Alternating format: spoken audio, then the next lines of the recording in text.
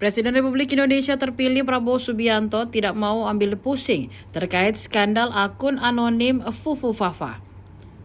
Akun tersebut kerap melontarkan kritik bahkan hinaan kepada Prabowo Subianto dan keluarganya. Ada isu yang muncul bahwa Gibran Rakabuminglah pemilik asli dari akun tersebut. TKN Prabowo Gibran mulai menanggapi ramainya akun Kaskus Fufu Fafa yang bernarasi menghina Presiden terpilih Prabowo Subianto beserta keluarganya.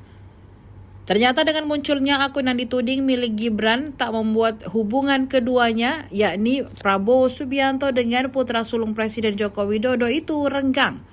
Sebaliknya, Prabowo dan Gibran menjadikannya sebagai hiburan.